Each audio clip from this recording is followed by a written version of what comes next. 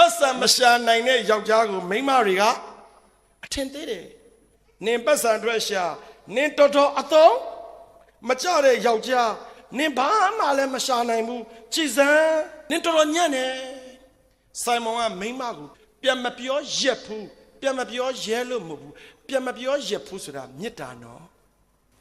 ပြောရင်ရတာပေါ့မင်းပါးစပ်ပိတ်ထားလို့ပြောရင်ရပြီမယ်ကျွန်တော်တို့ယောက်ျားတွေမိန်းမကိုပြန်မပြောတာဟာကြောက်လို့မဟုတ်ဘူးနော်ပြန်မပြောရက်တာမေတ္တာလို့မိန်းမတွေကမသိကြဘူးမိန်းမတွေကတော်တော်ခက်တယ်ပတ်စံရှိတဲ့ယောက်ျားမှာအထင်ကြီးခြင်းနဲ့အိုးအိမ်တော်ရှင်မိန်းမအပေါင်းတို့ပတ်စံကိုအရေးမကြီးဘူးလို့အကျွန်ုပ်မပြောလို့ပါပတ်စံကိုအရေးမကြီးဘူးလို့အကျွန်ုပ်မပြောလို့ပါအိမ်ရှင်မရေပတ်စံတဲ့အရေးကြီးတာယောက်ျားတစ်ယောက်ကပေးတဲ့နှွေးထွေးမှုဟာပတ်စံတဲ့ပို့ပြီးအရေးကြီးတယ်ဆိုတာအိမ်ရှင်မနင်သိသိစေချင်တာပဲ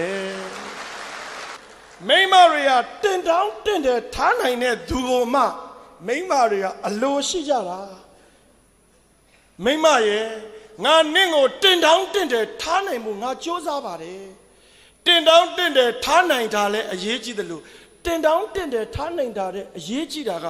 နင့်ကိုငါအမြဲတမ်းဘာပဲလုပ်လို့ဦးစားပေးတယ်လေဦးစားပေးခြင်းဟာတင်တောင်းတင်တယ်ထားခြင်းတဲ့အရေးကြီးတယ်ဆိုတာအိမ်ရှင်မတွေမသိတာတော့တော်တော်မိုက်မဲတယ်ကွယ်ဟုတ်တယ်ဒီလိုပါပဲ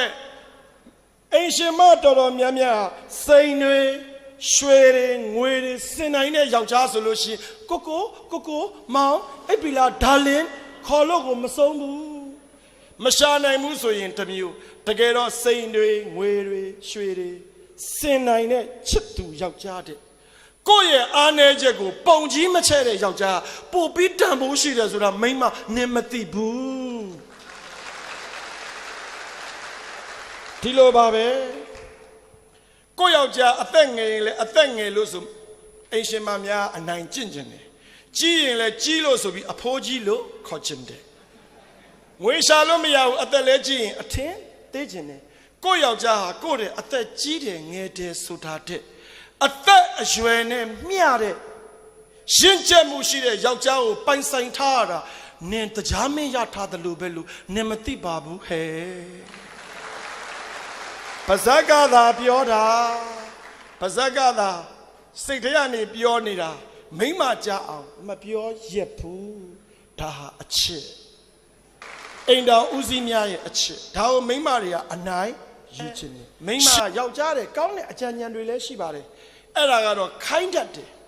အမိန်ပေးတတ်တယ်မိမညံ့ရင်ယောက်ျားသမိုင်းဆိုးတယ်နော်မိမတော်ရင်ယောက်ျားတွေထူးချွန်တဲ့ယောက်ျားဖြစ်တယ်Bill Gates လူတိုင်းကြားဖို့တဲ့ Microsoft တီထွင်မှုတွေအများကြီးပဲသူ့ကို interview တစ်ခုလုပ်တယ်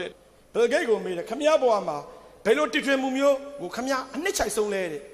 လူတွေထင်တာပေါ့ဗျာသူထွင်တဲ့ဘာပြောမလဲဆိုတော့ Bill Gates ပြောတာတခွန်းနဲ့ပဲပြောတယ်ကျုပ်တီထွင်နိုင်မှုထဲမှာကျုပ်အကြိုက်ဆုံးကတော့ဒီမိန်းမကိုရတာပဲတဲ့မိန်းမတော်တော့ယောက်ျားမညံ့ဘူးဒီနေ့သမိုင်းညံ့သွားတဲ့ယောက်ျားတွေနောက်မှာတော်တော်ဆိုးတဲ့မိန်းမတွေရှိလို့ပါပဲသိတ်တော်တဲ့မိန်းမဥဆောင်တဲ့အိမ်တိုင်းကတော့အရက်ထဲမှာအကောင်းဆုံးအိမ်ပေါ့ဗျာ